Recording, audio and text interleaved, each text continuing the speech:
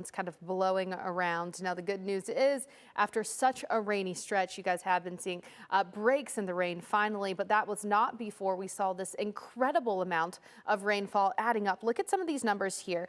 This is just in the past 7 days. So when you're talking about any of these oranges up to these bright pinks, that is 5 to up to 1.5 feet of rain. You can see Broward County just absolutely swamped there around Hard Rock Stadium, 1 foot to 1.5 feet of rain. So this is very impressive rainfall totals in the amount of 7 days. Hence that flood watch that we have ongoing from coastal Palm Beach County down through Broward and through Miami-Dade. 95 certainly could be messy in some spots, and some of those flood prone coastal areas could still have some of that standing water hanging around. So you're getting a little bit of a break right now along most of that 95 corridor, but it's not going to last for the rest of the day. We are going to have these showers and storms building back in across the Treasure Coast, Palm Beach County, 4 p.m. You guys are going to be swamped in it there along the coast, and then waves of rain continuing across Broward and Miami-Dade as we head into the evening into overnight hours. So while it won't be raining constantly, you guys are not quite done yet, and more rain is going to come down. So in terms of Eta impacting Miami, you saw about a 1/2 foot of rain from Eta in Miami. So far this year, you've seen more than 82 inches of rain, and currently it's the 7th wettest year on record. The old record up to about 89.5 inches. So you certainly hope we do not break that. In Fort Lauderdale, though, so far we've seen quite a bit of rain this year, making it the 3rd rainiest year on record, more than 86.5 inches of rain, and Eta adding nearly 8 inches to that. So it has just been such a soggy time. You can see the record rainfall there back in 1947, 102 inches, which of course is a record that we do not want to get anywhere near. Well, breaking right now, snow in the upper Midwest. It's leading to a big mess on I-94 northwest of Minneapolis. Let's take a live look at this multi-vehicle pile-up.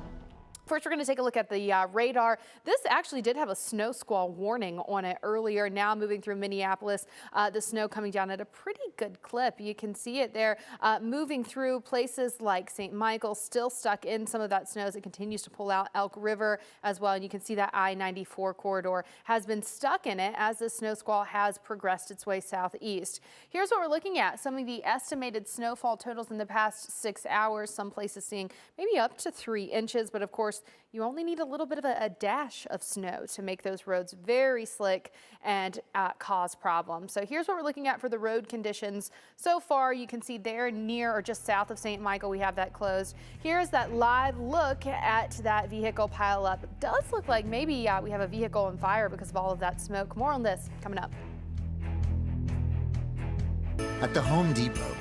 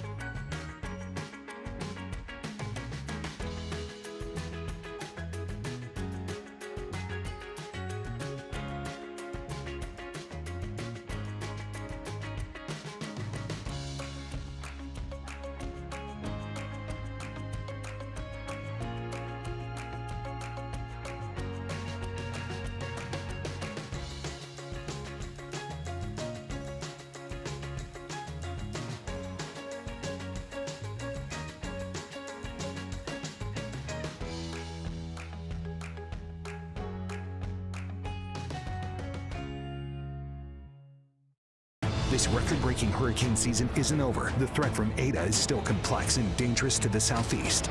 Big rainfall stretching from Miami all the way over to the west coast of Florida. No one can cover this historic hurricane season better than the Weather Channel. Get the information you need to stay safe all week long, right here on the Weather Channel. More breaking news right now. Snow in the upper Midwest leading to a huge mess on I-94 northwest of Minneapolis. This is a live look at that multi-vehicle pileup and a semi-truck that caught on fire. Exit 201 on I-94 near Albertville is closed due to several crashes on I-94 near Monticello. Use alternate routes if you're driving this way. You do not want to be caught in this. Now, new video from Charlotte, North Carolina, where torrential downpours are flooding highways. So the roads just a mess in multiple areas. Now you can see here vehicles stalled along the highways in these floodwaters. Other vehicles driving through the water, which of course, let me just say, I do not suggest driving through the floodwater, but I especially do not suggest taking a video of it while you're doing it, because it's already a dangerous situation. New video out of Hidden Night, North Carolina as well. Yikes. Guys, this is what we do not like to see. This bridge is washed out. I actually saw some video on Twitter a little while ago of people driving over a flooded bridge. And this is why we tell you do not drive across those flooded roadways, because if this bridge was still flooded and you could not tell that that hole was there, you would be in a seriously bad situation very quickly. Let's take a look at the radar now, where we still have a flash flood warning in effect for Charlotte. The great news is the rain finally has moved off to the east, but we still have that until 1 p.m. Still a ton of the Carolinas up into Virginia absolutely soaked with all of this rain that we're seeing right now. Richmond, Norfolk, up into Salisbury, the Delmarva Peninsula stuck in this. Now, you might have a few showers moving across places like Wilmington and the Outer Banks right now, but that whole huge swath of rain that you're seeing for places like Raleigh, Durham, that is going to continue progressing its way eastward, and that is going to fill in across the Outer Banks, across coastal North Carolina. So certainly going to be dealing with these flash flooding concerns for a little while. Eta now making landfall earlier this morning, striking the west coast of Florida, bringing heavy rain, wind, and storm surge to the Tampa area. Boats bashing ashore, waves spilling over railings, streets submerged, stop signs blowing back and forth, and emergency vehicles outperforming water rescues. The Old Port Tampa gauge actually tipping its all-time high of 3.87 feet.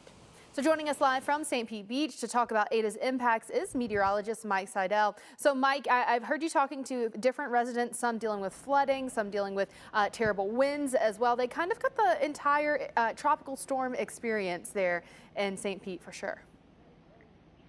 Yeah, and the rain, Tampa had their wettest November day on record with about 4 inches, and Sarasota, Bradenton had over 6 inches. So a lot of rainfall. But the issue in this neighborhood in St. Pete was the surge, and it came in right at high tide. And Keith Webb knows more about that. Yep.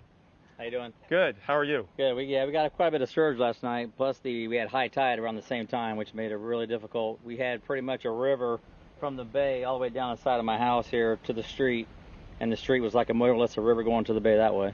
And so it was precarious. You weren't sure how high the water was going to get, and you've got these beautiful cars and your motorcycles out here. How did you fare? Yeah, I was worried about it. I kept watching it pretty constantly, coming outside, checking it. Not that I could fix anything, but just tried to do what I could to make everything secure and whatnot. So I was worried for sure. How about this Camaro? I got a little water in the floorboard, minimal, but still just, it must have come up over the doorway here. So it's about this high last night at some point to get into the door. And back here you have another car and your prized motorcycles. Yeah, I just got a new motorcycle last week, and I haven't put it in a shelter yet or a garage, so I was really worried about that last night. But I think we fared pretty well overall, and it could have been a lot worse. Did the water go all the way through? Did you have water all the way through your property, at least several inches? Yes, my property was completely covered, about 4 or 5 inches easily, from the back seawall all the way across here to the street. This whole street was flooded. So now it's dry out the back seats and you're back in biz. Yeah, dry out the back seats, a little wet vac, a little bit of towels, and a little sunshine. Hopefully today, we should be all right. Is your power back on here? Some of the houses don't have power. Yes, we lost power for a few minutes, probably less than an hour, to be honest. Yep. Okay, well, thanks for joining us, and I'm glad you're okay, and the house is okay, and your fancy motorcycles are okay. Yeah, thank you very much. Okay. Once again, the surge here in this neighborhood at St. Pete Beach. Sun is out right now. It's warm and sticky, and the cleanup continues. You can see the palm fronds down. That's because of the wind. And again, water has receded very, very nicely. Dr. Postel? Oh.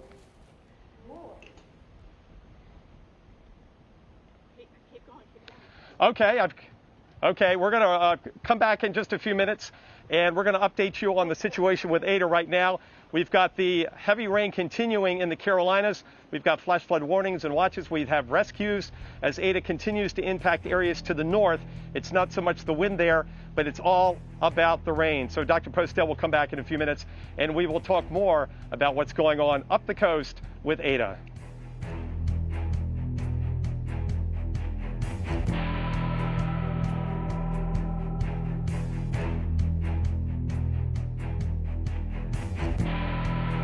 I drive a New video now out of Winston-Salem where people had to be rescued from this apartment complex. You can see the water there running right up to that building. This is a scene that we've seen quite a bit. These water rescues have been necessary in a lot of places this morning. Breaking right now, the Queen City has been absolutely swamped by rain this morning as well. Wet roads leading to accidents, to water rescues, a dangerous situation, especially for those places that were just soaked in rain for hours and hours starting during the overnight. The good news in Charlotte, that rain has started to move out. Still, though, you're going to see some of those issues like swollen rivers. Speaking of Charlotte, you guys have had record rainfall thus far. Today has been your wettest November day on record, beating out the old record from 1985.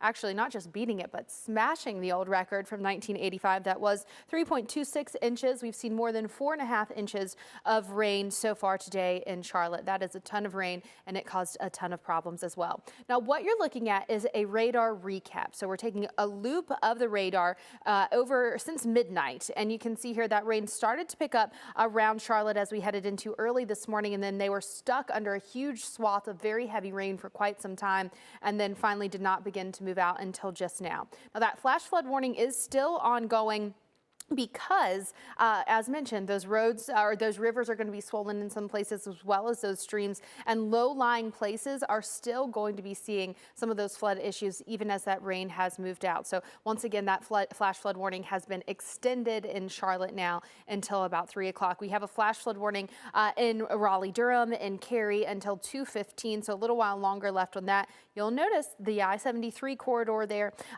just south of Asheboro is included in that warning. There will be some ponding in some places on the road, so give yourself some extra time. And then that flash flood warning for cities like Windsor until just after 2 as well. So it's not just the Carolinas, but that's stretching up into Virginia, the Delmarva Peninsula, the D.C. area socked in some of this rain. Not just showers either, but also some pockets of heavy rain. Here's some of that tropical moisture that we have. The good news is this orange that you see here, well, that is drier air that's going to eventually make its way in behind a frontal boundary that's going to sweep through once we get this pesky front to kind of clear out. So the rain continuing as we head into the middle part of your afternoon. Norfolk, you're stuck in the rain for a few more hours, but places like Wilmington and the Outer Banks, really, we're not even to the peak of your rainfall yet. That is going to peak a little bit more as we head into the late afternoon, evening, and early overnight hours. The good news about Friday is, though, it's looking a lot better. Now, we do have flood watches in effect for Charlotte and flash flood watches up and down the Carolina coast into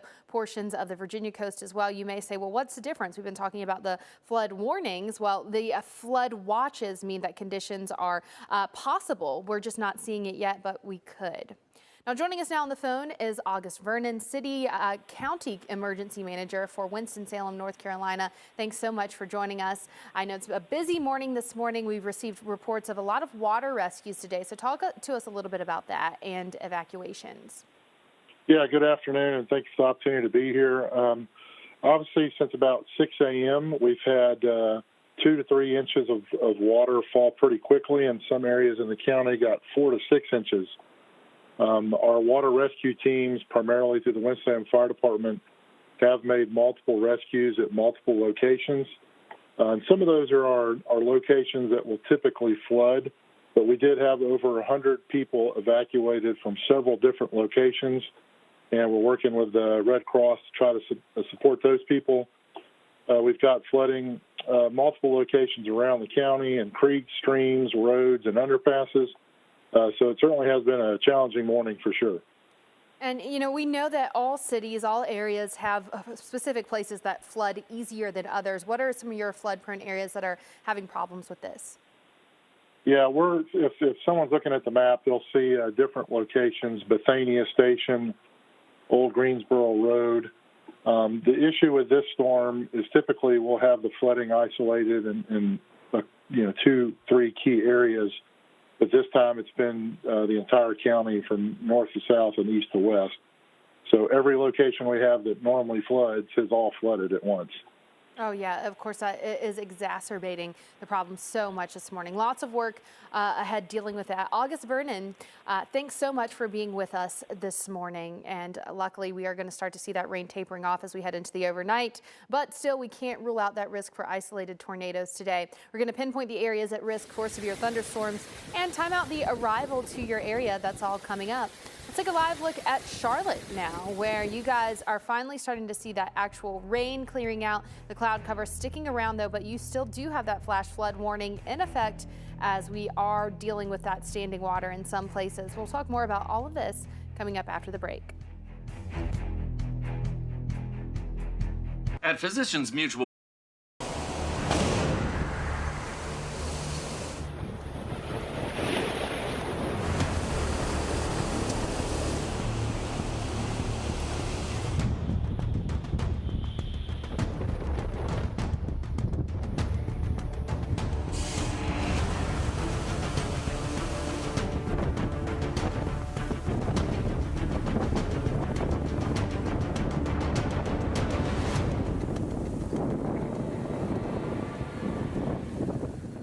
Good afternoon once again back here in St. Pete Beach. This is Boca Ciega Bay, and yesterday it was a whole different story. Yesterday afternoon and last night, the water came up over the seawall. Let's talk to Alexa Asatura, who is one of the residents here, along with her dog, and tell us a little bit about what you saw and what happened. So the water started about 3:30 and it just came over and it started pounding and slowly, and by the time I was supposed to leave and go up north, and I was stuck, and it was about 6 hours of straight pounding over and over. And so the water was slamming up against these windows and doors. Yeah, you can see how high the debris goes all around.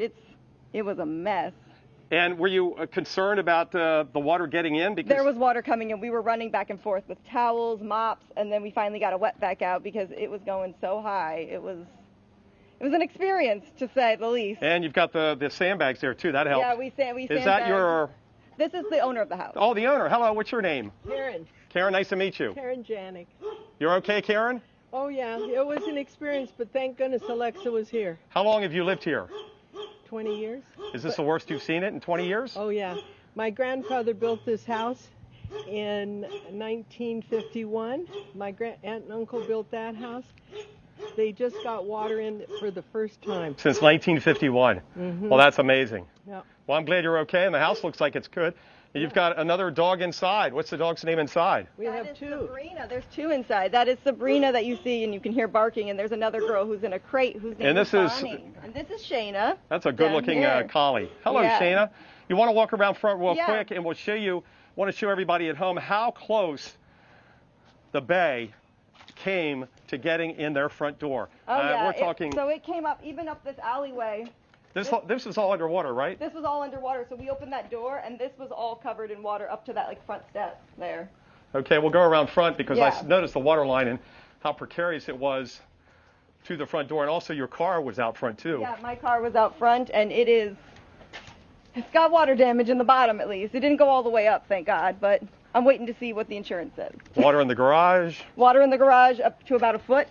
and there's the front door. You can- Austin yeah. Anderson will swing around there with the camera. And you can see And look. by the hose line, you can see how high it was coming, and it was splashing up at the front door, but nothing got in. Look at this. I mean, that, another few inches, just a matter of inches, it would have been in the front door. And your car's going to be okay as it start? I haven't started it because if you start it, according to the insurance company, that basically totals it. So they said don't touch it, just let it sit, and I've taken a wet bag to it, started to try and dry out the bottoms of the seats, and that's about it so far. And then and now I'm waiting. Okay, well, thanks for showing us around. I'm glad you were here. Yeah. For the owner, Helen. And look at these, Dr. Postel. Everybody loves dogs on TV. Look at these two collies. Bring them in. Let's get them in together here. Okay. Real quick. All right. Come on in. Here, I'll take I think he's a little. Sabrina. Come here. Come here, Well, I Mama. think She's Sabrina's here. okay. She's a nervous one. She's here. worried about my hat. Come here. Hi. Okay, Dr. Postel, the we dog go. is scared of the Weather Channel hat. Is the word on the street here. I think they're scared of you, Mike. She's just checking you out first. My girl's Well, wait a minute. Checking you out. She's calmed down. She's a champion. She's a champion. The show champion. Okay, Dr. Postel, give us the latest now on Ada up the coast, because they're having some serious issues. Yes, we have a lot of rain, of course, and even the chance, Mike, thank you very much for that reporting, the chance for some severe weather today across parts of coastal North Carolina and South Carolina. And you can see that this area outlined by the Storm Prediction Center is the one to watch over the next few hours. Right now, we don't have any severe thunderstorm or tornado warnings in effect. And I would contend that the area that's going to probably have the best chance at seeing that would be along into the east of that line, especially along into the east of I-95. So areas where it may be raining really hard in the Piedmont of North Carolina, that area is not at risk for seeing severe weather. It's much closer to the coast. It's kind of confined to a thin corridor in that way. The reason why is because this cold front is working its way this way toward the east, and we're seeing the circulation around Ada bring some moisture from the Atlantic into that very zone.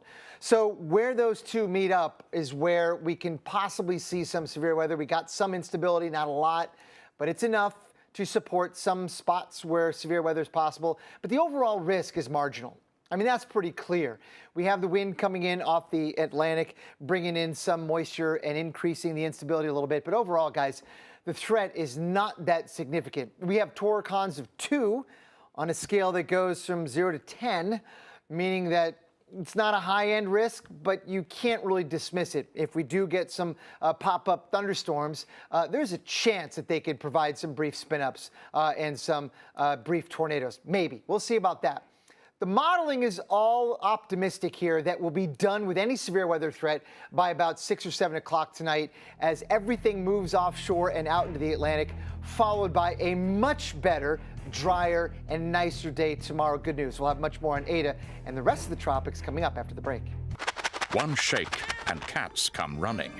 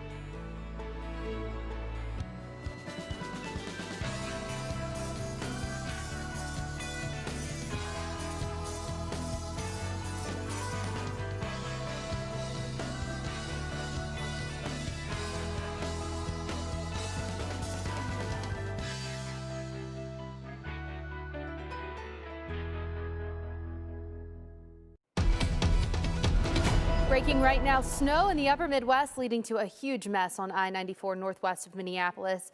This is a live look. We've had a multi-vehicle pileup and a semi-truck that caught on fire. That's near exit 201 on I-94 near Albertville. It's closed due to several crashes on I-94 near Monticello. So officials are saying use alternate routes if you are driving this way. Just an absolute mess out there. Here are some of the winter road conditions. Where you see this red, I want to circle it for you here just south and east of St. Michael. They're branching off of the 94 corridor. That road is impassable right now because of the conditions that we just talked about. So please be very careful. A lot of the roads are at a minimum at least slick because of that snow that moved through. Let's go south now to Clearwater, Florida. Let's take a look at the debris and things that we've seen from Ada. Mike, you're in, I think you're in Clearwater maybe, or St. Pete Beach, and you've been talking to people all morning. Yeah, St. Pete Beach. Yesterday we were in Clearwater when we took the worst of it with a heavy rain and wind. Tampa had a record November rainfall for one day of almost 4, and Sarasota, Bradenton was like 6.25, 6.5 inches of rain. But in this area, it was a surge, and they had upwards of 4 to 5 feet of water and debris. It was like a big river yesterday, and everybody right now is just out there with the hoses. Hello there! Hosing off their driveway, getting the debris and the salt water off the driveway. This gentleman, too, with the hoses, getting everything back to normal. You can see the houses are in pretty good shape. We did have several houses, one that we walked through that did take in water, and so they're going to have to move out for a while, remediation. They've all got insurance, but most of these houses did okay. We'll come back down here. I'll just give you an idea of how much debris was in this seawater as it came in with that surge of almost 4 feet. Boca Ciega Bay back there. We've got Tampa Bay, and all the water just came over the seawall. And right over here in this front yard gives you an idea of all of the stuff that floated in from the bay yesterday. You can see the water there didn't quite get up to the house, fortunately. But over on this house, which we just talked to the owners just a few minutes ago, you can see at the front door, that top step, 3 more inches of water, and it would have gone in the front door. So that's how close they were to having their house flooded by Tropical Storm Eta. Sun is back out today on a warm, steamy day, Dr. Postel, and the tropics are still active. We've got Eta inland, and then we have 98L out there over the open waters. Yeah, take a deep breath, Mike. We're not done yet. We knew that, and that is completely unfolding in a typical and predictable way this year. We will go through one by one. Eta, we're still dealing with this. It's about ready to come off the coast of North Florida, if it hasn't already. That's where the center of circulation is. But of course, most of the bad weather, if not all of it, directly associated with Eta, is now offshore. This is a 40-mile-per-hour tropical storm, and it's moving basically in that direction. And if there is any strengthening, there would be a narrow window for that, and it wouldn't be doing that by much, and not really adding to any of the weather that's already ongoing in South and North Carolina with a front coming in. So we can very soon say goodbye to Eta, and by tomorrow it will be over the Atlantic Ocean, hopefully not bothering even the fish. But you know what? We have ways to go yet in the hurricane season. Now, statistically and traditionally, with the official end of the hurricane season on November 30th, we would have, let's say, about 3% of it to go. That doesn't sound like much. But this year is different. It's defied everybody in every way. We know that we're not done, and we may not be quite that close to done. Looking at the number of names, we're, I think, on the verge of having, yes, another named storm, Iota, in the Caribbean, and that may not be the last one. Let's have a look at what is probably going to become Iota. That is Invest 98L. There it is. It is in the Caribbean, and it's got a lot going for it. It's got a whole bunch of spin. When you measure it out in the atmosphere, say aloft, 5,000, 10,000 feet, your favorite level, you'll see that spin, and it's measured in that way, suggests it's got quite a bit of it. Now, the air may not be circulating around in a completely closed circle, but it's curving around, and that counts as spin, and we've got that, and we also have a whole bunch of thunderstorms as well. And when you look at overall those ingredients with others, 90% chance of this thing turning into a depression or a named storm, Iota, in the next 5 days, Iota. And so you can guess where it's going. And the likelihood is that it's going to continue on westward. And unfortunately, likely make a close run at Central America, perhaps Nicaragua, perhaps Honduras, some of the very same areas that were absolutely inundated with flooding and all the flooding hazards that we saw in Central America. This could be yet another disaster on the heels of what we saw with Eta just a few days ago. Felicia. Thanks so much, Dr. Postel. The last thing they need there. We're on top of tropical downpours soaking the southeast and mid-Atlantic right now. Details on where flash flooding could be an issue and when the rain will finally move out. That's coming up. People were afraid. I was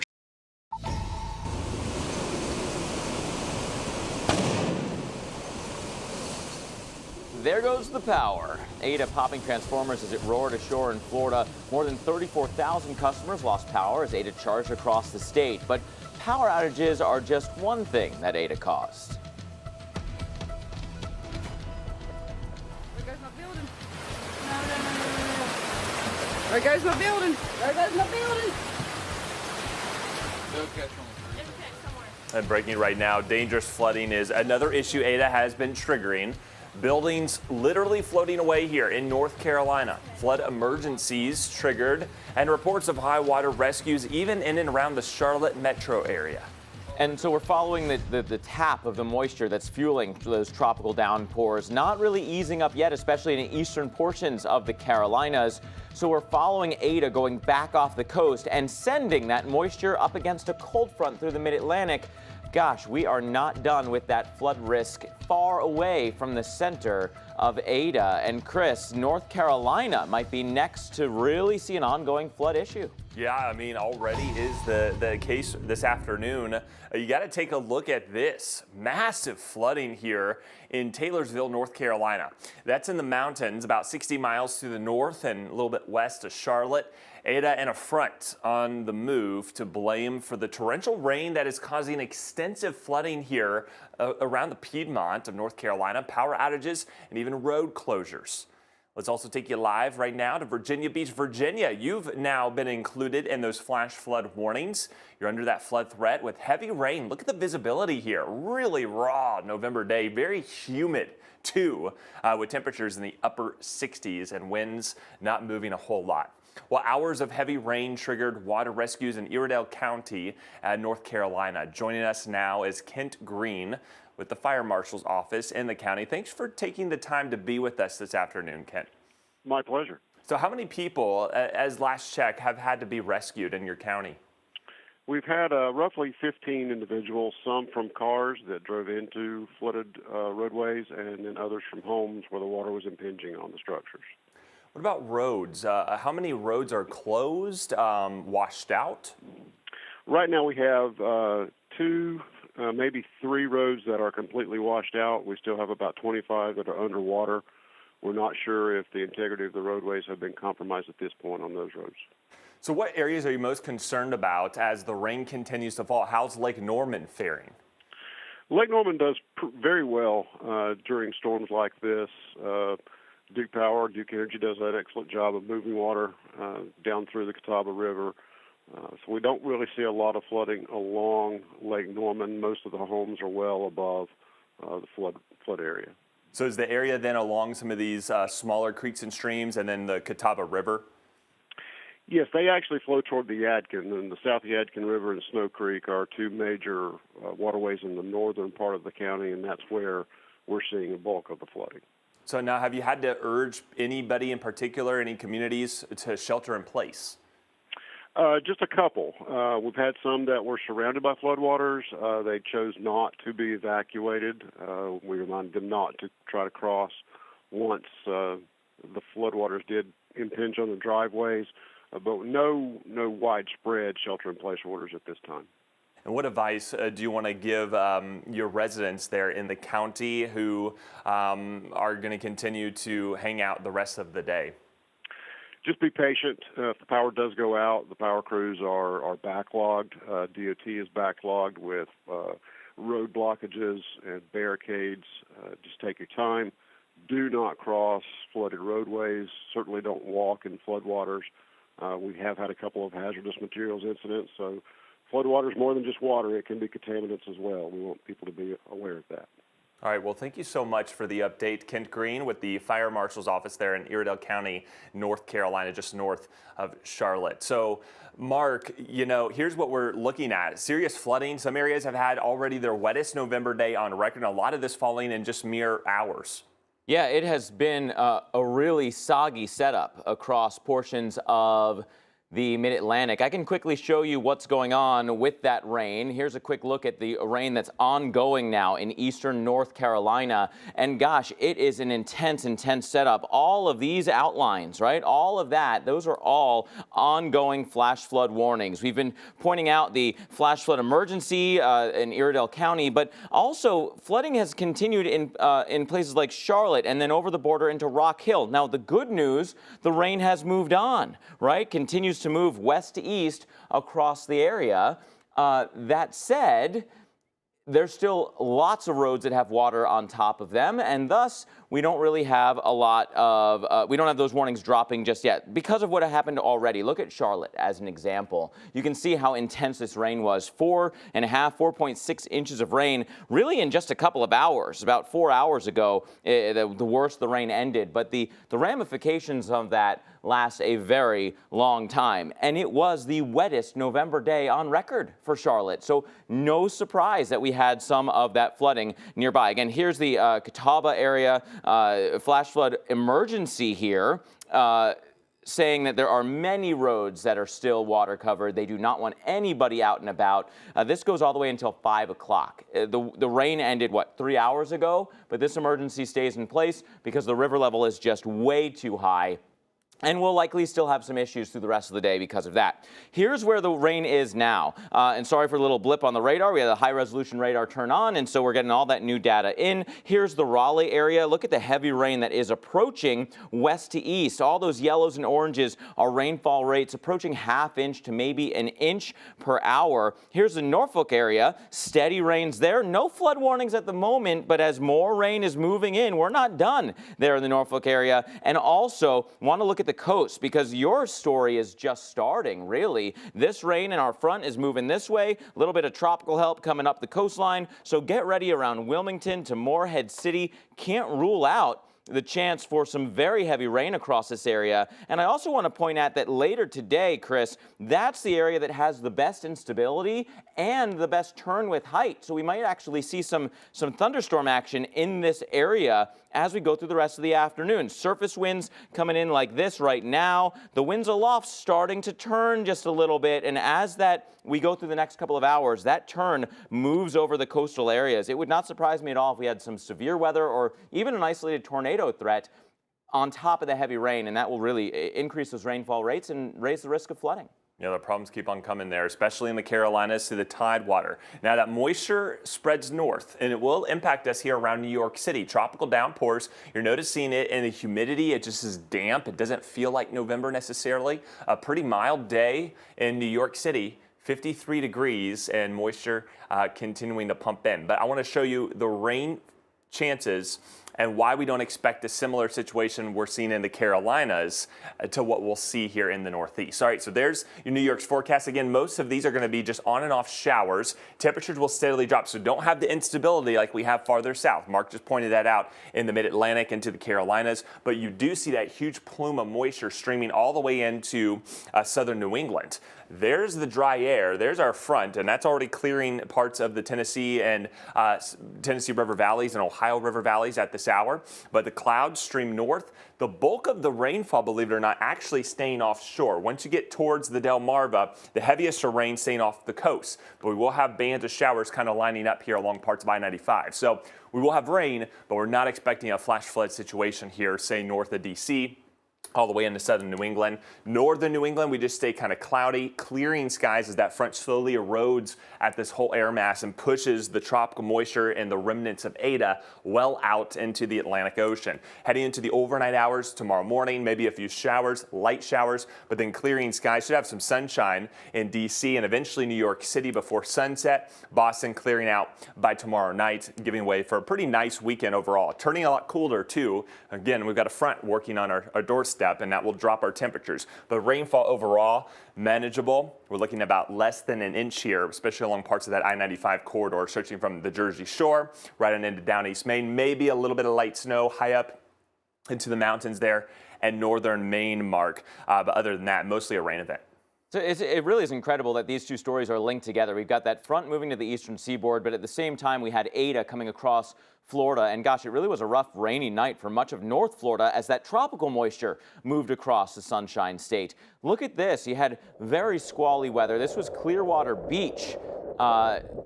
As the storm came in, you could just feel the sheets of rain, right? The raindrops getting absolutely obliterated as the wind came through. And the rainfall rates were pretty impressive here too. Different soils, different elevations. So we didn't wind up with the flooding that, say, we have in North Carolina near that front. But again, these stories are connected. That front is what was really picking up Eta and moving it in towards the north and east. And look at what was left behind. There was a storm surge around Clearwater Beach, through the St. Pete area, that onshore flow, the bays there catch the water. And so this was all debris, seaweed and pieces of trees that was picked up and moved because of that storm surge water. So this is along the Courtney Campbell Causeway that connects Clearwater to Tampa. Not an easy drive. They're going to have to get the DOT out there to clear things up because you don't want to be hitting those, big pieces of tree debris going 60 miles an hour. You see the speed limit there is 60. Nobody wants to hit that, a big stick, a big branch going 60. That's not good news for the tires. So, Chris, we're not done yet with Eta, even though it is now moving off the northeast coast of Florida. Yeah, this has been a never-ending storm. Thankfully, we're on the end stretch, but still causing lots of headaches here for a good stretch of the Florida coast. Places like Fort Lauderdale still waiting for high water to recede after Eta dumped heavy rains over South Florida. That rain started last weekend and continued into Monday during round 1 of Eta in Florida. All that moisture flooded roadways and neighborhoods with water up to homes in many places, and in some cases, it's still standing water today. And Eta's second round stung Florida's west coast. Storm surge brought damaging floods. This is what it actually looked like last night near the Gulfport Casino. Roads and businesses were flooded, leaving a big mess to clean up today. Now we're watching for potential flooding in Charleston, South Carolina. You're looking live. It's been a wet day, cloudy day, very warm tropical air, by the way, 76 degrees. It's humid. And we're talking about those soaking tropical downpours. And to make matters worse, we're seeing the return of the king tides, especially this weekend. That's when they are expected to peak. This will be the last real weekend of coastal flooding, especially when we talk about those king tides. So we had an event back a few weeks ago, and we've got another one peaking again this weekend. It's going to be close for some communities, especially when we get some onshore flow that could enhance some of that water level rise. I'll show you what we're talking about here. In Charleston, South Carolina, you can see the general tides. At times, we get just to the base of some minor issues, some action. But notice what's expected, especially as we go towards, say, Saturday into Sunday. So this weekend, we get a return of the onshore push that will cause us to maybe get up to red, which would be moderate flooding in and around downtown Charleston and the numerous waterways there in the low country coast of South Carolina. So when we talk about the king tides, essentially, it happens when you get to a full or new moon, and we're heading towards that this weekend. Seasonal high tide cycle for many locations, meaning this is the highest high tides of the year. Often occurs 6 to 8 times a year. That number's been slowly going up, it seems like, and can lead to a lot of coastal flooding and beach erosion. So we've seen this in Florida. The one thing right now, we're going to see these tides start to increase, especially as we go throughout tomorrow and Saturday, but we will have a little bit of an offshore flow to start. So that may have helpful impacts, at least to start the weekend off. But we look towards, say, Saturday, we get into Friday night, then Saturday, notice our winds, they die down a lot, especially once we get this whole tropical system, Eta, out of here. You get into the blues, you're talking less than 25 mile per hour winds, but it becomes more onshore. And we get those easterly winds here, especially in central and south Florida. And then you get that return of onshore flow into the Carolinas, especially late this weekend, Mark. And so this is going to be something that we're going to have to watch very closely. So Eta may not be it either for the tropics this season. It's mid-November, and there's still plenty of action in the Atlantic. Right on cue, right? We were saying this is going to be an active year, and unfortunately, it's doing just that. We've got a couple of different storm systems that we're watching.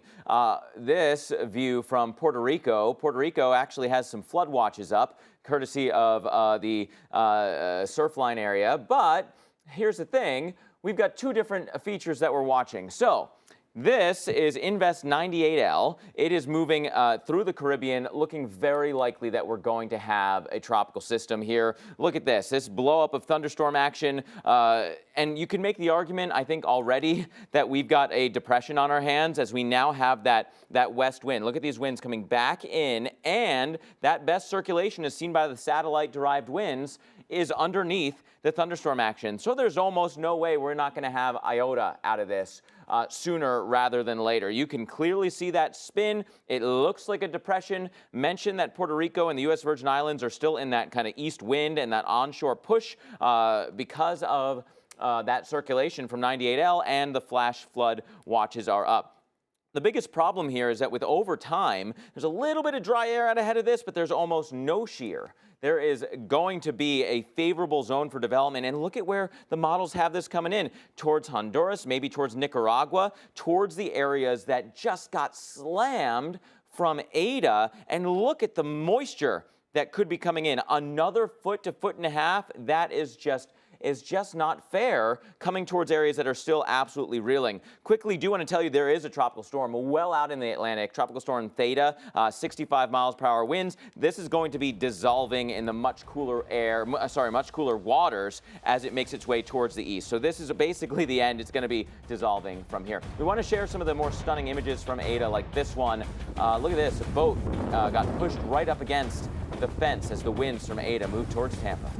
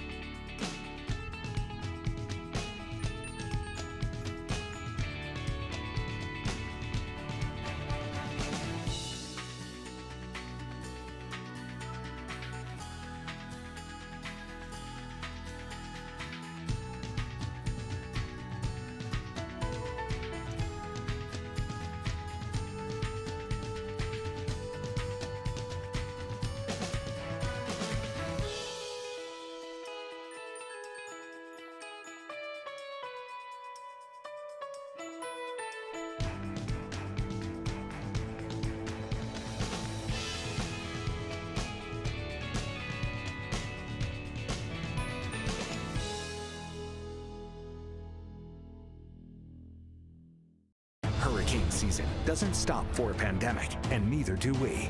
Get the information you need to stay safe every day, right here on the Weather Channel. So Eta has come and gone, unfortunately left a little bit of debris around, and of course roads that were underwater from a time where Tampa Bay literally came across Bayshore Boulevard and right up this street that I'm on. It's pushed all the debris from the bay up the road here. You can see this gentleman here, David, cleaning up his yard right now. We actually got a chance to talk to him earlier, and this is what he had to say about how surprised he was this was only a tropical storm. It shocked me because when you buy a house and you're thinking it's 11 feet above mean sea level, and that's what they say that you need to be, and the fact that the water was past our yard. So maybe not debris, but a debris line. You can see it very well on this wall here and just how high it got on this particular street. So the debris came in, the water came up with the storm surge. That is now evacuated this area. Things are calming down. But Tampa Bay, holy smoke, man, to get this water this high in this area with a tropical storm, could you imagine if it was a Cat 1, 2, or 3 hurricane? Tampa really not tested in that area in many, many, many years. And let's hope they won't be. Reporting from Tampa Bay, I'm meteorologist Jim Cantori. Thank you, Jim. That's really true. Tampa Bay, gosh, on borrowed time with regards to a significant tropical system coming in. Meanwhile, look at this. This is in North Carolina, the Winston-Salem area. We've seen dozens of these so far today. Water rescues where the fire rescue crews having to come out and take people out of homes and across the water. That's an entire apartment complex there surrounded by water. No way out. Cars surrounded, too high to drive. You don't want to walk through that unless you're with the, with the team, with the crew, because you don't know what you're walking into. You could hit a curb, fall into that, and it's usually not just water, as we've been talking about today. There's been some sewage spills and some chemical issues as well. Unfortunately, we are not done for the rest of the day, especially North Carolina. Let's get a little bit closer into some of these. All these green circles that you're seeing, the green polygons, those are all counties under some sort of flood alert, flood warning. That's even behind the rain. Look at Charlotte. Your flash flood warning goes until 3 o'clock. There's still a lot of high water around. The rivers are high because of what happened already. 4.5 inches of rain or so in really just a couple of hours earlier this morning. And that was enough, okay? Everything is still really moving out there. There's some roads that are covered, so be careful. It was the wettest November day on record in Charlotte, and records go back a long ways there, since 1878, and you shattered that record, almost 2 inches in the surplus. Here's the Hickory area. I want to show you this because Catawba County is still under a flash flood emergency. Lots of roads covered. If you're in a dry spot, stay there. Do not go driving into this by any stretch. As for where the rain is now, Raleigh is raining at a pretty good clip. Chatham, Lee, and more underneath a flash flood warning. You look up towards the Tidewater in the Norfolk area, steady rains are moving back in. No flood warnings right now. They're on the North Carolina side. Bertie, Perkins, you're underneath that flash flood warning. And also, got to watch the coast for the rest of the day because you could have some strong storms that start to bubble up. We're finally now starting to see some lightning in this area. And so, Chris, this is an area I'm concerned about. Look at that. Lightning jump right now and already moving into an area that has a flood warning. There could really be a lot of rain and really heavy rainfall rates because of that. You know, we know this afternoon's commute is going to be very difficult there in the Carolinas, but also here in Minneapolis. Already seen hefty snow and roads that are going downhill in a hurry. You're looking live at Minneapolis, 28 degrees. You can see that snow is really coming down. It's a narrow band. We actually had a snow squall warning in effect. And that continues to be the case, especially as this pulls off towards the east. It's not a long-lasting event, but we will get a quick maybe 2-3 inches of snow before it's all said and done. It's a potent line. Narrow, yes, but potent for sure. Let's zoom in a little bit more closely. You'll see here the back edge now starting to swing through the northwest side of the metro area here of the Twin Cities. Still snowing quite a bit in downtown, also back over towards St. Paul, where temperatures are well below freezing. We're in the 20s. Remember, much of the country, except for the eastern seaboard, is cold. We're really seeing that cold front come through, and you can see road conditions were green, but now they've turned blue and in some cases pink, meaning slick and slushy as well as covered in snow. And this will continue to be an issue until we get some thawing. The snow does wind down though in the next hour or two, so that will certainly help things out. But Mark, we want to get up to the northwest where they've been seeing their fair share of snow and rain. The next round of storms that'll be coming across the country starts here in the Pacific Northwest, where the clouds are building into Seattle once again. And over the next several days, with several storms on the way, you're going to see a lot of precipitation. Low elevation rains, including around the Seattle area, could be 3 to 5 inches. And this will be falling on top of areas that have active fires, power lines sparking wildfires near the Seattle area. Destroyed at least 8 homes, unfortunately. So some beneficial storms. Hopefully there's no wind leading on the leading edge. But look at this. Look at this conveyor of moisture that's pointed at the Pacific Northwest. That'll really change that weather picture as we go through the next couple of days. Let's time this out for you quickly so you know what to expect. Tomorrow, totally different day than today. Widespread rain and mountain snow. That first piece goes inland overnight Friday. Next one already arriving Saturday morning. That goes inland. You get the idea. Sunday into Monday, here comes the next one. It is going to be a long duration stormy pattern across the west. For over 30 years,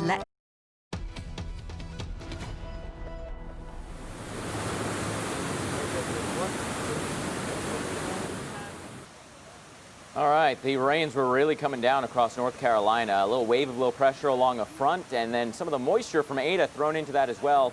Washed out this bridge, gosh, just outside of Charlotte and into the mountainous terrain. Look at how much water is flowing through here. Real dangerous scenario for sure as that water was racing through. You do not want to be on that kind of causeway type bridge as that much water is flowing underneath it, eroding that base layer. So people are cut off. Not that there's a lot of people that are in that zone, but look, people were driving over that area just moments before. Scary, scary stuff. How about this? In the Winston-Salem area, also North Carolina, this is what several areas look like, several neighborhoods look like. There's been dozens of water rescues across the city with whole areas that are underwater or at least surrounded by water to the point that it's not safe. You have any type of medical emergency, any type of issue inside your home, and you can't get out. And that's why they are going around and bringing people to higher ground and safer areas. Unfortunately, we are not done yet with regards to the rainfall. I want to give you a little quick radar tour. Here's the Raleigh area where the rainfall continues also into the Fayetteville region. Flash flood warnings there until 4:30. Shifting your way north and east, the Tidewater, the Norfolk area, the rain is picking up again. You had warnings here earlier. Would not surprise me if we need some new ones. Over the border towards Elizabeth City, you have those flash flood warnings, and back south again towards the Outer Banks. Look at this. These are thunderstorms within here. This little area going north, colliding in. Extremely heavy rains right here, and that's not moving at all. So that is going to be a big problem spot for the rest of the day. Speaking of the rest of the day, the likelihood of more flash flooding is up there. It is a good chance that we're going to see this continuing on through the rest of the day. I want to time this out for you real quickly. Here's going to be the worst of the zone, right? Watch that convergence area. Little piece of Eta comes through and enhances the rain in South Carolina, keeping it for the Outer Banks a little bit longer. A lot of that action, even if Eta organizes, I think is going to stay just off the coast. But it's all about this front. This is a front that's moving through, Chris. And yes, there's a little piece of Eta that you're going to talk about now. But gosh, that front alone could have given us a flood scenario last night into this morning. Oh, yeah. You know, the focus quickly started in Florida, but is now shifting and has shifted there into the Carolinas, where really the bulk of the moisture from Eta has now moved to. We really don't have much near the center. This is dying apart finally, and we're going to be done with Eta from really here on out as it pulls offshore. Already racing now northeast of Jacksonville. In fact, since we plotted this, the center now even farther north, rapidly pushing. We don't have a lot of moisture either near the center. This was a very lopsided system, had a lot of dry air, and that dry air is really being infiltrated now, especially along the core. We do have some streamers, some tail ends with some quick moving, heavier tropical downpours through central Florida, and still impacting us in Miami and Fort Lauderdale. And we haven't seen a lot of rain the last 2 days, but any more rain is really going to cause more ponding there in South Florida. All right, so there's a look at where the track has gone and made landfall right around Cedar Key earlier today, and now has raced through the state, held its tropical storm status. There are some breezy, gusty conditions near the center, but that's not where the focus is of the worst weather anymore. It's really well to the north. And you can see the winds dying showers, pretty dry right now across the first coast. I want to show you the flash flood warnings, though. I mean, a good chunk, almost half the state, if not more, of North Carolina currently under flash flood warnings, and that's where the bulk of the moisture will be. A quick track showing you this remnant of Eta quickly pulling out in the Atlantic. Meanwhile, we've got major issues in Minneapolis, Mark. Yeah, and switching gears now, look at this. This is the I-94 accident that we've been telling you about just to the northwest of the Minneapolis area. A little bit of snow and obviously too high a rate of speed led to a multi-car accident here and several semi-trucks that caught fire. This is brand new video into us.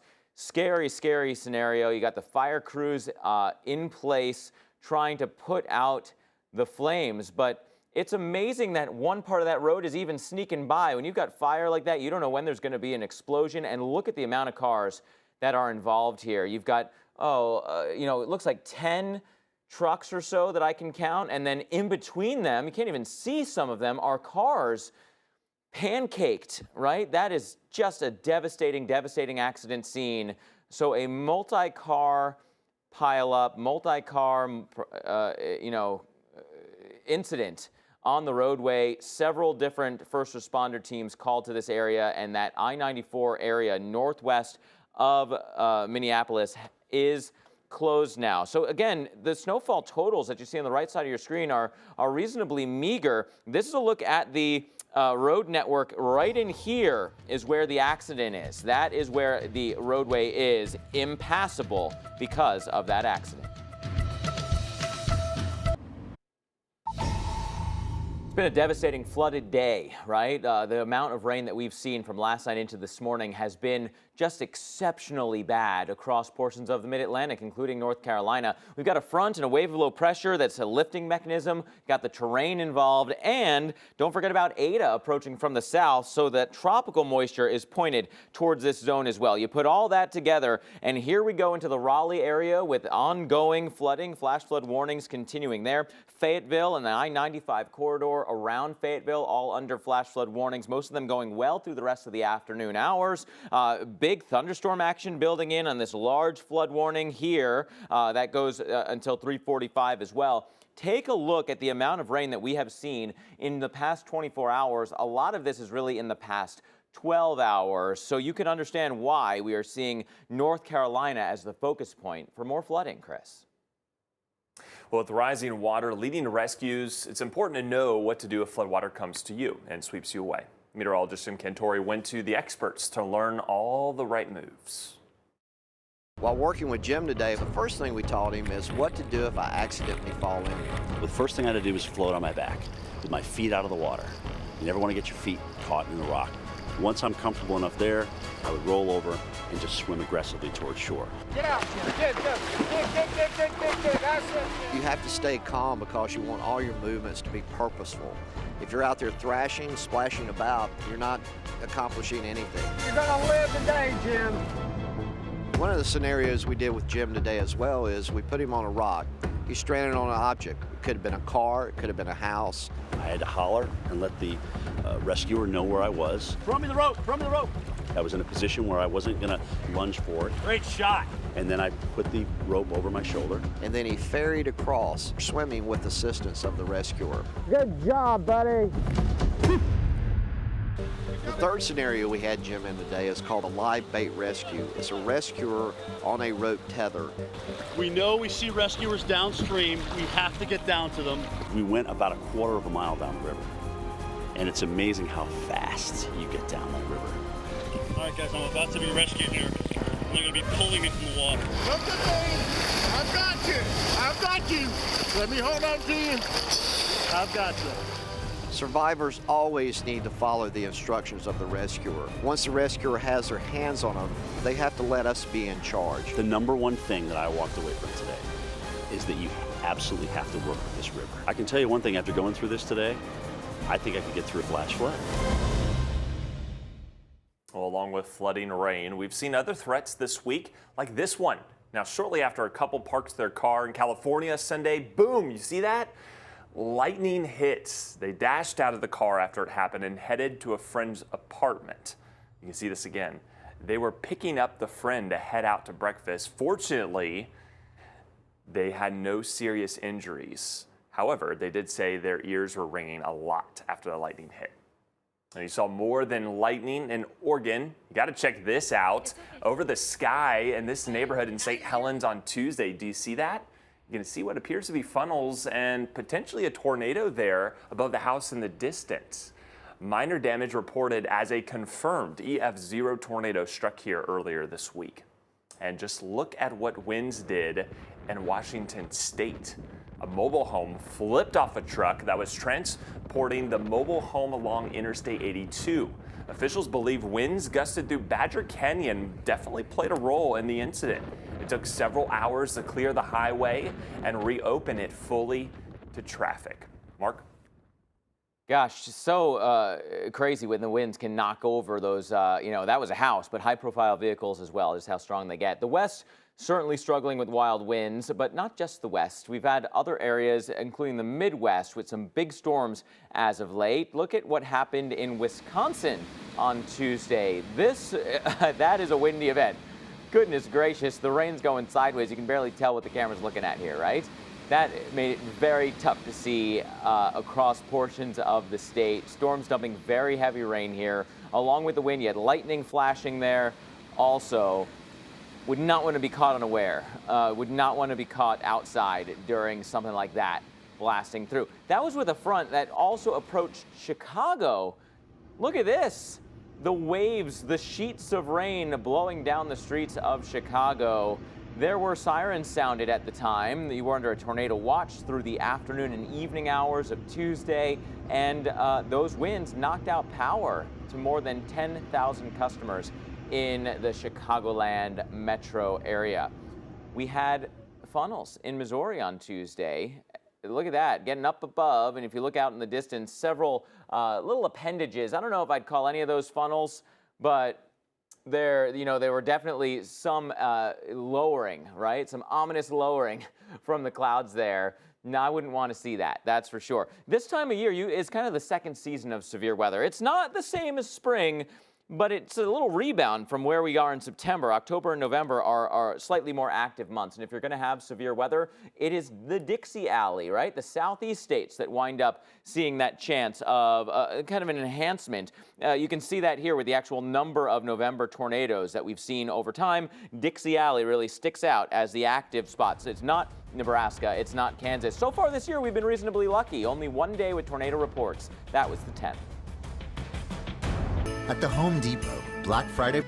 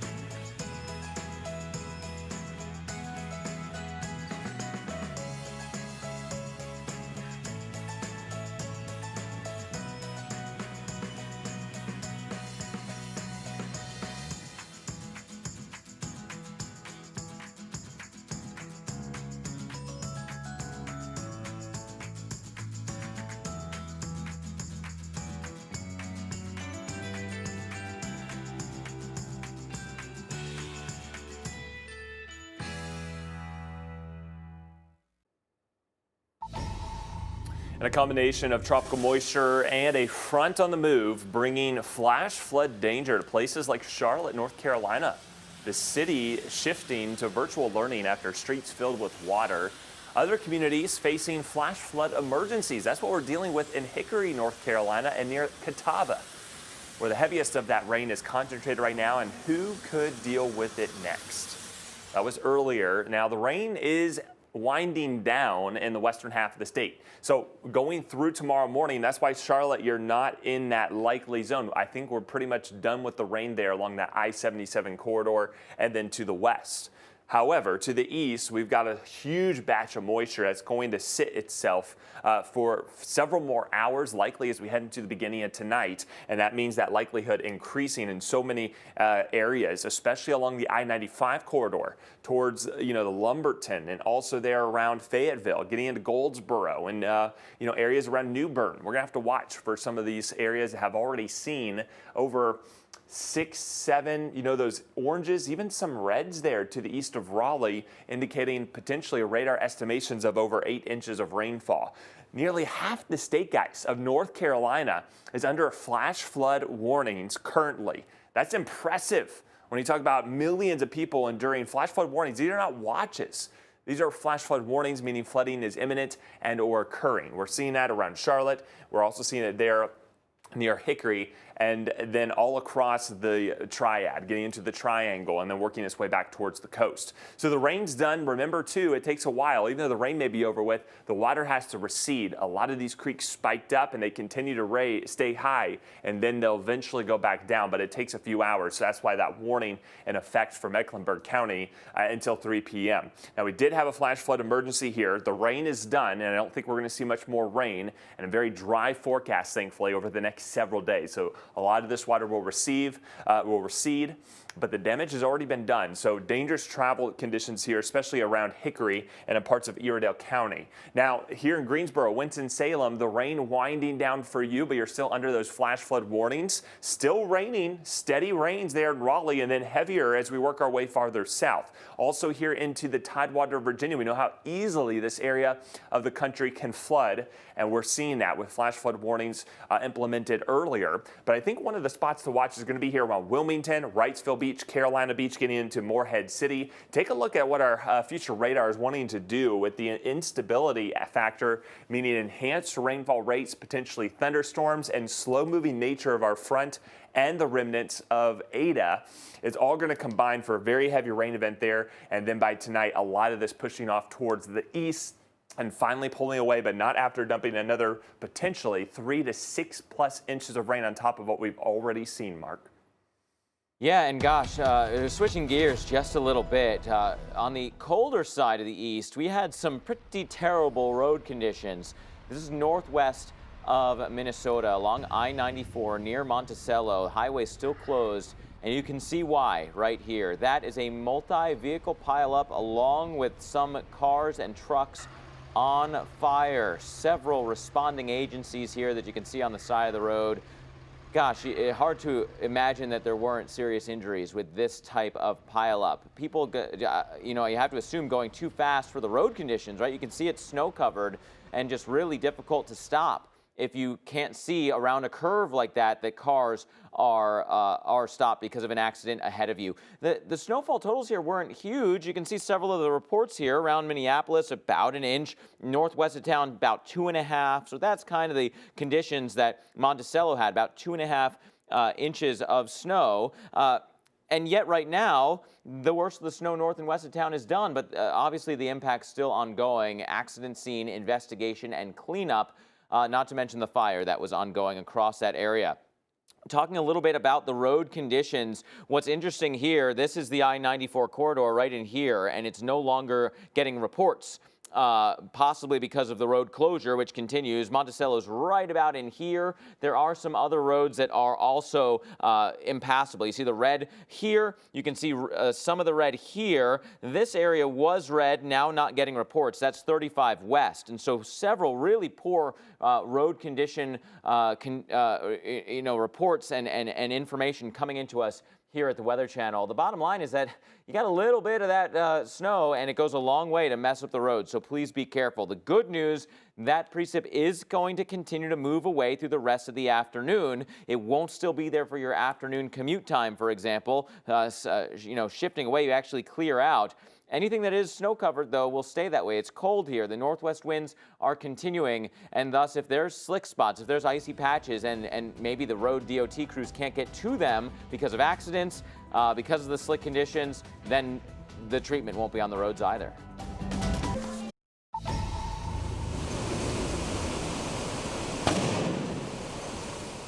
You see that? Like the boom, the lights all go out, the camera shakes a little. That was loud. That was likely a transformer popping at the end of the road there, knocked out power, and one of many areas that did so. More than 34,000 customers lost power as Eta charged across Florida last night. Of course, the power outage is just one of the impacts from Eta. There goes my building. There goes my building. There goes my building. Dangerous flooding is another issue Eta has been triggering. In fact, buildings literally floating away here in North Carolina. Flood emergencies triggered and reports of high water rescues even in and around Metro Charlotte. And that feed of moisture that's fueling these tropical downpours isn't really easing yet. Believe it or not, we've got a front, we've got an area of low pressure, and we've got the low from Eta that's pumping even more moisture into the flood-ravaged portions of the Mid-Atlantic. It's going to be a long process for the rest of the day and the beginning of the night to get all of that heavy rain off the coast and away, Chris. Well, take a look at this. Massive flooding here in Taylorsville, North Carolina. Now, this is to the north and west of Charlotte, about 60 miles north into the foothills, where Eta and a front on the move is to blame for the torrential rains that we have seen that have been causing extensive flooding, power outages, and even road closures, numerous road closures. That's just one example of what we're seeing here across the state. And we want to take you to our neighbors to the north. A live look here at Virginia Beach, Virginia. Man, what a raw day, right? I mean, look at this. I mean, it literally looks like you are looking at one of the palette colors at the home improvement stores. Looks like a cloudy day, right? Rainy, wet, breezy, and just humid too. Messy air. 67 degrees currently there with some concerns for flash flooding. While ongoing flooding from Eta is causing major problems in North Carolina, especially on the roads. The North Carolina Department of Transportation says numerous roads are closed now due to flooding. And joining us on the phone right now is Jamie Kritzer from the North Carolina DOT. Thank you for joining us this afternoon, Jamie. Yeah, thank you. We've had a lot of reports today of localized flooding across eastern, central, and western North Carolina. Right now, as of about 2 o'clock, we have about 250 road closures across the state, and they're everywhere from sort of the Raleigh-Durham area to points east out in Wilson, North Carolina, as well as in the Piedmont Triad in Charlotte, and even in our sort of northwest sections of North Carolina. You know, Jamie, when we look at a map, we're looking at the flash flood warnings. I mean, not watches, but warnings. Nearly half of the state is encompassed by that. Where are you seeing the worst when it comes to road closures? And are there any major thoroughfares that are experiencing some of these closures? Yeah, it's very widespread. We're seeing a lot of road closures in our areas in the Piedmont Triad, going all the way down into the Charlotte area. There's about a 20-mile stretch of Interstate 85 in both Mecklenburg and Cabarrus counties that our crews have been out on, having to close lanes on 85 sporadically. Travel lanes on Interstate 277 in uptown Charlotte also were briefly closed earlier today due to flooding. We've had road closures on some of our primary routes, US 52 in Salisbury area, and some of our smaller highways in the Fayetteville area, as well as US 70 in Greensboro, and Wilkesboro is seeing a lot of this as well along North Carolina 268 and US 321. We're seeing some of the footage from earlier today. We know the rain is ending in Charlotte and certainly across parts of the foothills where the bulk of the moisture is pushing east. Are you getting reports of some of these roads that were closed? Are they starting to reopen? Are you seeing any reports of the water going down? There has been some receding throughout the day, so the reports will fluctuate. But by and large, right now, we're seeing more and more inundation, and our reports of road closures have been growing ever since this morning. So, like I mentioned, there were about 250 road closures right now from east to west across our state. And, maybe 3-4 hours ago, that was about half that number. So a lot of it is stuff the reports are starting to come in. And so that's why we're getting them. But, a lot of them, we are seeing more and more rain as this system kind of makes its way through North Carolina. And then we expect that in the coming days, we could have some rivers that crest, which cause additional problems along our roadways in North Carolina. And really quickly, Jamie, I want to ask about the eastern part of the state. We know there's a lot of bridges and a lot of the rain's heading there. Any concern about bridge closures or closing roads out towards the Outer Banks and along some of these coastal communities as that heavy rain pushes in? Fortunately, as of right now, eastern North Carolina has been largely spared the brunt of this storm. And when I say eastern, I mean coastal North Carolina. Eastern North Carolina, as you go into the coastal plain, has actually been hit pretty hard. But along the coast and the Outer Banks, so far it's been spared. But I understand that rain has started out there, and so we're keeping a close eye and monitoring road conditions out on the Outer Banks as well. All right, thank you so much for the update. Jamie Kritzer from the North Carolina Department of Transportation talking with us. As we know, it's a very busy day here in your state. I want to briefly show you what we're looking at here. Notice what he's talking about. I mean, when we talk about nearly half the state under flash flood warnings, those green shaded boxes, that's what you're looking at. Now, there is some encouraging news. The back edge has already pushed through Charlotte and is clearing Winston-Salem and even Greensboro now. So expect a slow recede. It's going to be slow, though, because remember, this is all river flooding. Too much rain, too short a period of time, causing these rivers to spike. It takes time. Even though the rain's winding down, we will still have flooded roads for a few more hours, and that's why these flash flood warnings remain in effect. Even though it's not necessarily raining right now in Charlotte, that warning remains in effect for another hour here in Mecklenburg County. Wouldn't surprise me, too, if some of these were to be extended, especially in some of these harder hit locations. All right, so there's a look at Charlotte. It was quiet, and then really about 7 hours ago, that's when we saw that spike in the rain. Look at this. I mean, 6 hours ago, we had nearly 2 inches in 1 hour. And that lasted for, 3-4 hours or so. And that's why we're seeing such significant flooding. It was so much rain in such a short period of time, and you run into a flash flood situation. Speaking of which, over 4.5 inches officially there at the Charlotte International Airport. That makes this the wettest November day by a long shot, over 1 inch and nearly a half when we look at those totals. And again, still tracking some of the flash flood emergencies. I think this has been downgraded now to a warning mark, so improving conditions, but still a lot of high water here, especially along the Catawba and Atkins rivers. And the rest of the state is just now getting into the action. That's why more and more roads are closing. Even as the rain has ended to the west, the water hasn't receded enough, but to the east, the rain is still moving in that direction, and thus a possibility, if not a likelihood, that eastern North Carolina gets some flood warnings going for the rest of the day. We've got our slow-moving front approaching, wave of low pressure along that front, so both of those are lifting mechanisms for all this moisture. And not to be outdone, we still have the tropics. Eta is not too far off your southern coast. That's pumping that moisture in even more so. And so as this low treks in this direction through the rest of the day, North Carolina, eastern North Carolina is really going to be a focal point. Let's kind of time that out for you. Model doing a good job at picking up onto where the worst of the rain is right now. Starting to shut off back towards the Raleigh-Durham area. The Research Triangle, not as bad. But this coastal plain, the low country, South Carolina into the Outer Banks, it really fills in the next several hours. Again, all those things coming together. You've got the front, you've got the wave low pressure, and you've got the old low from Eta, which is going to be over the Gulf Stream and could organize just a bit. It's lopsided. It's nothing near what it used to be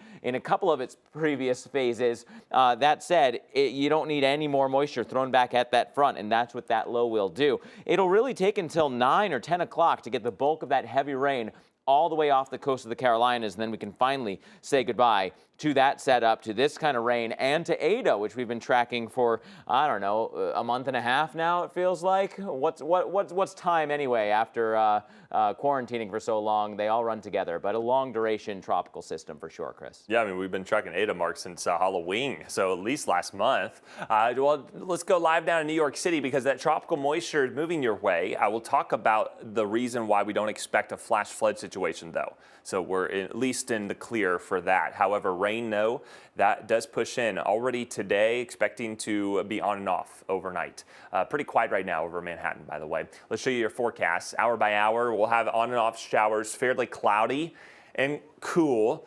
Feeling cooler too, especially with a little bit of a breeze, kind of that damp cool that you see with the leaves continuing to fall off the trees, upper 40s as we head into this evening. All right, so there we go. There's the dry air. You see this here all across parts of the south. This is what essentially kept Eta from really developing further before moving into Florida. Now it's being just literally just eroded from the inside out. However, it's spreading all that tropical moisture north, and that's what we're going to see here into southern New England, okay? So let's show you this. The good thing is the bulk of the heaviest rain is well offshore. It's not going to move onshore. Our front will protect it. However, we are going to have on and off showers, and we'll be able to squeeze out additional moisture, I think, for the next 24, 36 hours. That will keep us in the cloudy, gray type of situation until tomorrow afternoon when we finally clear things out. You can see that front doing just that across parts of the Great Lakes, getting into Pittsburgh and Binghamton. And then there we go. A few spotty showers heading into tomorrow morning, maybe have some wet roads, and then finally clearing out beyond that. Also getting much colder with those overnight lows, clearing skies. They'll be back into the 30s for so many here in southern New England, Mark. Oh, yeah, and you know, it was a bit of a rough night across much of North Florida as Eta moved across the Sunshine State. We had really squally weather come across the Clearwater Beach area. That's just outside Tampa, St. Pete. And look at this, it's like sheets of rain. The raindrops getting obliterated by the wind as they kind of moved through the city and through that beach town. And look at the mess left behind as well. The storm surge came through. This is the Courtney Campbell Causeway that connects Clearwater to Tampa. And look at all that stuff that's on the road. This is a posted speed limit of 60 miles per hour, and you don't want to be going 60 and hitting those fairly significant branches that you see there on the side of the road. The palm fronds, the branches, and even some seaweed debris because of that storm surge. It's a mess on the roads. That's basically the bottom line here. So some cleanup to go, Chris, now that Eta is finally moving away off the other side of Florida. Yeah, Eta causing headaches for a good stretch of the Florida coast. In fact, remember South Florida? Places like Fort Lauderdale still waiting for the high water to recede after Eta dumped heavy rain over parts of the southern half of the state. That rain started last weekend and continued into Monday during round 1 of Eta in Florida. All that moisture flooded roadways and neighborhoods with up to water in homes in some neighborhoods. And Eta's second round stung Florida's west coast. Storm surge brought damaging floods. This is what the scene looked like last night near the Gulfport Casino, where roads and businesses were flooded, leaving a big mess to clean up today, especially with all that debris washed up by that water rise and storm surge we had in those vulnerable locations around Tampa Bay. And we're watching for potential flooding now in Charleston, South Carolina, but maybe from a different aspect. You're looking live at Charleston, where we're not far from 80 degrees, very humid tropical air today. We still have rain to contend with for much of the rest of the afternoon. And the other problem comes out now with the king tide. So let's talk about this. We had a spike earlier in October and then another surge of some of these higher tides heading into this weekend. And it's going to be enhanced perhaps by the onshore flow that we expect, especially going into Sunday. So we'll show you this. King tides occur when you get the new or full moon.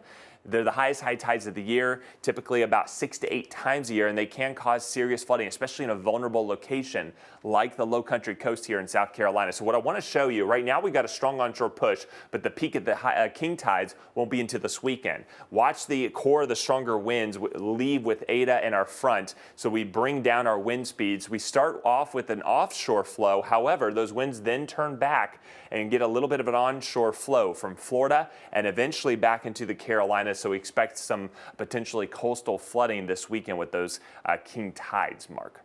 Yeah, and I can almost guarantee that Eta is not it for the tropical season. There is still some action going on across the Atlantic right now, Chris. I want to show you what's going on across the islands of the Northern Caribbean. This is the San Juan area. It doesn't look too bad, but you've had on again, off again showers. Surfline.com bringing us the view of the surf here, which has been up just a little bit. I want to talk about a disturbed weather zone moving across the Caribbean. So here's Puerto Rico and the U.S. Virgin Islands. You're in that kind of broad circulation. It is a circulation now, and the National Hurricane Center are giving this a 90% chance that it will be a depression or a storm within the next 5 days.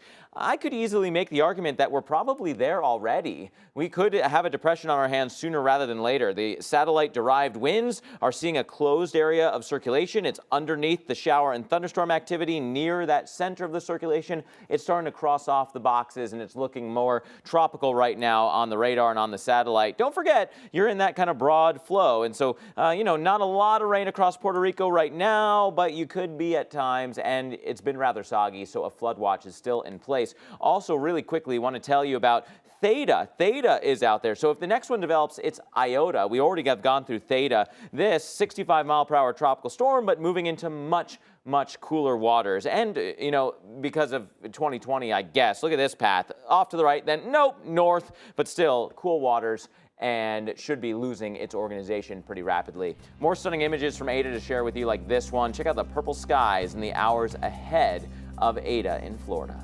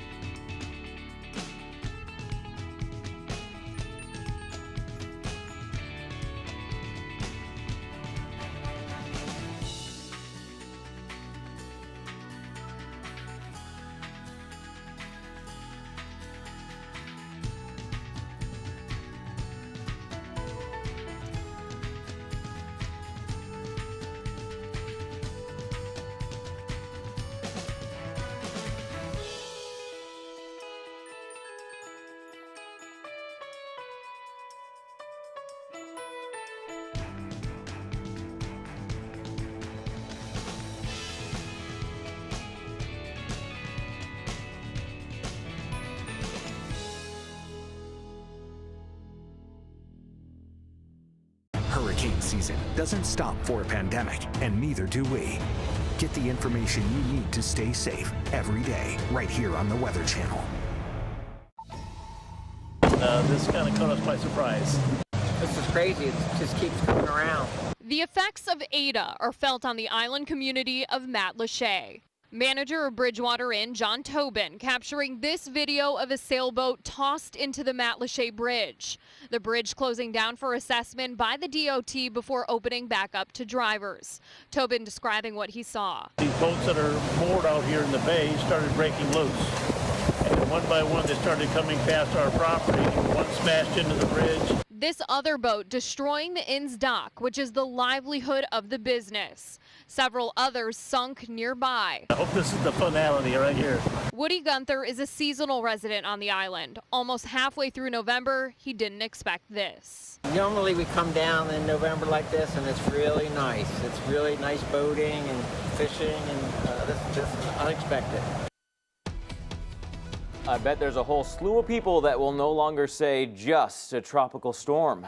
Meanwhile, thanks to some of that tropical moisture, but also an approaching cold front and wave of low pressure, we've seen flooding from North Carolina and now into Virginia, as well as water rescues are underway across the Roanoke area. Well, that's a lot of water, right? You're all the way up to basically the engine line of an SUV there, covering the roads, drivers getting stuck. not what you want to see and do for, you know, any average day. This is a tough way to go through. There is a lot of water out there still. We are not done by any stretch. Here's a look at the rainfall that is still ongoing, really focused in on North Carolina. All of those green boxes are different flood alert areas, including even behind the rain. It takes a while for this water to recede and to ease and to exit an area. So, you know, don't just judge by looking out the window exactly where you are. If you're still under a flood warning, please do not go out driving around. Charlotte, gosh, you had a little over 4.5 inches of rain in about 2.5 hours. That is crazy, crazy rainfall rates. Now, we're also still seeing that rain east of there. You look at a place like Raleigh, still coming down at a pretty good clip, although thank goodness that back edge is getting ever closer, so some relief in that it won't still be raining on top of the flood ravaged areas. The Fayetteville area is still raining. Norfolk watching for any more flood warnings. Most of them now are still on the North Carolina side. Here's another look at that Franklin, Johnston, and Nash warning. This warning near the coast, we'll have to see. Luckily, the heaviest of the rain got a little push and moved on, but now the Outer Banks are getting involved. So we'll see if more flood warnings are issued there, Chris, as the thunderstorm action, the heaviest rainfall rates are moving in that direction. All right, meanwhile, we're still following a major scene here in Minnesota. This is along I-94 near the town of Monticello to the northwest of the Twin Cities. The highway still closed following a multi-vehicle accident. You can see several trucks that caught fire here, and it happened during a snow squall where visibility got so low it really makes it difficult. And these happen in very short notice and can happen in very short distances. Narrow band coming through the Twin Cities is what caused this. Let's show you some of the accumulated snowfall totals so far. You can see overall accumulations not overly impressive, but the fact that this fell within 2 hours, yeah, it was hefty snow. So 2.5 inches there around Buffalo, maybe some isolated pockets south of the city up near 3 inches, generally between 1 and 2 inches here around Minneapolis and St. Paul. Still snowing and temperatures are well below freezing. We're talking mid to upper 20s here, 27 officially, and that has caused roads to become slick and in some cases covered in snow for so many of the major thoroughfares and interstates. Better travel to the east where the snow has not yet pushed in. A quick look at your forecast. We don't expect more snow, but look at this, Mark. We're dropping that thermometer all the way down. So expect some icy patches likely even into tomorrow morning's commute where temperatures will be around 15 degrees. Oof, let's hope those roads open up and so the DOT crews can get the material out there because that is some cold stuff. The icy spots will continue otherwise. Here's a look at the Seattle area. This is a break. It's a break in between the storms for you. There is going to be more rain on the way, which it really isn't all bad news considering you've had quite the fire season. You've had even some new fires sprouting up across the area because of some of the transmission lines and some of the power lines that actually got knocked down in the wind, and so that sparked a fire that destroyed at least 8 homes in the region. And you can see this kind of the smoldering remains there from above in Graham, Washington. So again, we got a lot of precip on the way, and so it's not all bad news. Things have been really dry overall, but this is a lot of precip. This is a 7-day forecast here on top of many of the active fires. Again, can't be too mad about it, but look at this conveyor belt. It is going to be just sending storm after storm after storm right into the Pacific Northwest. Lower elevation rains and mountain snows, not only what we have right now, but continuing another surge for Friday morning into Friday afternoon. That goes inland. Here comes another one Saturday morning. That goes inland. Saturday afternoon into Sunday, we get another push of that precip. You get the idea. Things are stormy across the west, and that trend is not ending anytime soon. So if you add it all up, the Seattle area through the next 7 days could see 3 to 4 inches of rain, which is impressive on the the east side of the mountain slopes. There's downsloping over here, and yet even with that, you're still going to have some pretty heavy rainfall totals. Your drive.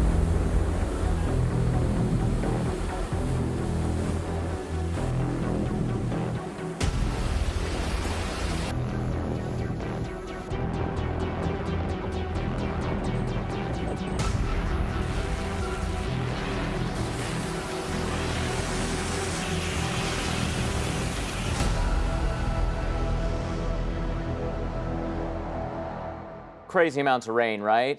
Gosh, flooding community after community after community across the mid-Atlantic states. loosely tied to some of the tropical moisture from Eta, but that was not storm surge flooding, right? That was rainfall flooding with a front and just a very ripe air mass, one ready to go with regards to that heavy rain. Look at the amount of precip that the Doppler radar is estimating that has fallen over the past 24 hours. It's a huge corridor of 3 to 5 and not 5 to 8 inches of rain.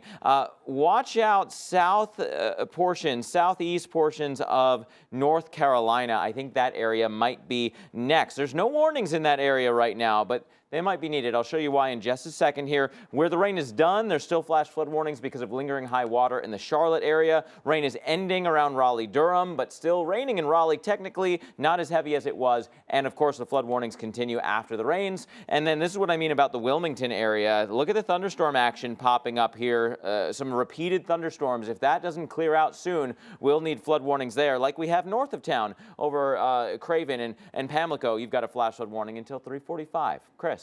All right, busy night ahead there for the Carolinas, especially eastern North and South Carolina. Let's talk about Eta, because that's essentially playing into the flooding that we're seeing there in North Carolina. It's the moisture source kind of originating from Eta, but also being enhanced by our front. Now, Eta, actually near the core, pretty unimpressive, dying out and rapidly pulling now away from Jacksonville and the first coast, still holding on to barely tropical storm status. However, we do expect this to continue to weaken and not be a factor as much. We still have some trailing bands, though, especially just off the East Coast and across central Florida.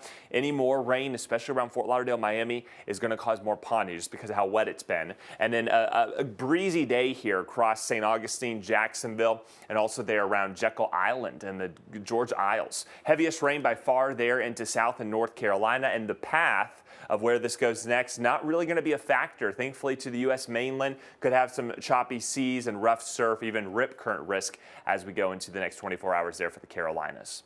Well, meteorologist Mike Seidel is in St. Pete Beach with a look at the conditions there today. This is Boca Ciega Bay at St. Pete Beach, and I'm with Kevin Webb, the homeowner. And Kevin, you got some damage from Tropical Storm Eta last night. Yeah, we got a lot of storm surge, a lot of waves, 4 and 5 feet waves. My whole yard was about a foot underwater at one point. And you got your lawn chair out there. Yeah, I got to dig my lawn chair out of the water here in a little bit. One, I had two. I can't find the other one, so one's gone completely. So. How long have you lived here? 2.5 years. So this is the worst you've seen? Yes, it is.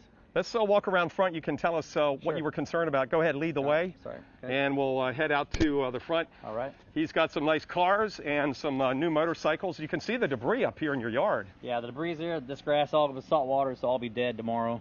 All this water, all this soil's going to be dead. But no water came in the back of the house? No, we got lucky there. It stayed below this lip here, which is great. You're lucky for us. So this whole area where we're walking was underwater? Oh, yeah. With the surge? This was a river. Pretty much a river running to the street, which is another river going east. Okay, now here are your motorcycles. You were concerned about those. This is a good-looking Harley. Thank you very much. Yeah, I just got this last week, so I was real concerned about it. Luckily, it only got a few inches up on the tires, and I was able to wash it off last night and wash it down. And you really had nowhere to put it. I mean, yeah, where are you going to put it? The ground's not any higher. No, it's the highest point I had, so I had them up here, and it goes down here from this way down to the street, but I got lucky it didn't get so bad up here. So this car's fine? Yes, this car's fine. But then you've got the Camaro out here. Camaro took on damage or water in the back floorboards. It's still pretty soaked, so working on that right now. Trying to let it air out a little bit. Just letting the sun dry it out, hopefully.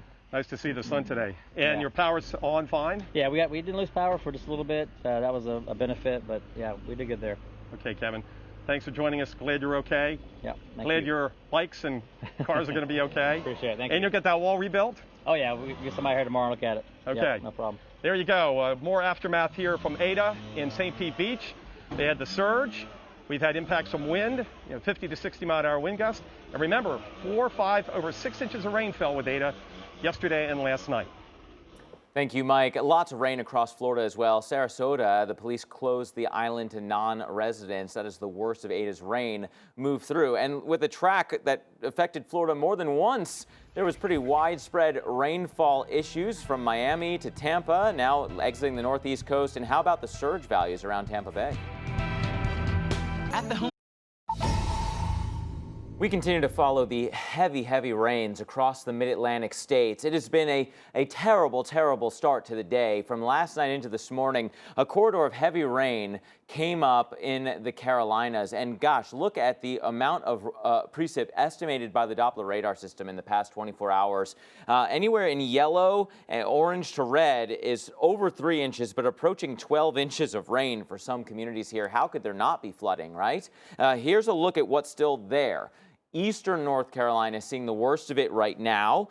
New roads seeing flooding, new roads being closed according to the DOT. There's some relief back to the west. That's the good news. The bad news is that water takes a long time to recede. And so don't be fooled. A place like Charlotte, looking out the window, there is still a flood warning. We do not want you driving your car into any flooded roads. The road may not be safe at this point.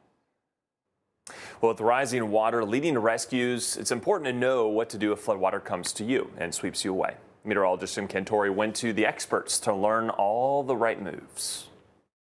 While working with Jim today, the first thing we taught him is what to do if I accidentally fall in. Well, the first thing I had to do was float on my back with my feet out of the water. You never want to get your feet caught in the rock. Once I'm comfortable enough there, I would roll over and just swim aggressively towards shore. Get out, Jim. Dig. That's it. You have to stay calm because you want all your movements to be purposeful. If you're out there thrashing, splashing about, you're not accomplishing anything. You're gonna live today, Jim. One of the scenarios we did with Jim today as well is we put him on a rock. He's stranded on an object. It could have been a car, it could have been a house. I had to holler and let the rescuer know where I was. Throw me the rope, throw me the rope. I was in a position where I wasn't gonna lunge for it. Great shot. And then I put the rope over my shoulder. And then he ferried across, swimming with assistance of the rescuer. Good job, buddy. The third scenario we had Jim in today is called a live bait rescue. It's a rescuer on a rope tether. We know we see rescuers downstream. We have to get down to them. We went about a quarter of a mile down the river. And it's amazing how fast you get down that river. All right, guys, I'm about to be rescued here. They're going to be pulling me from the water. Look at me. I've got you.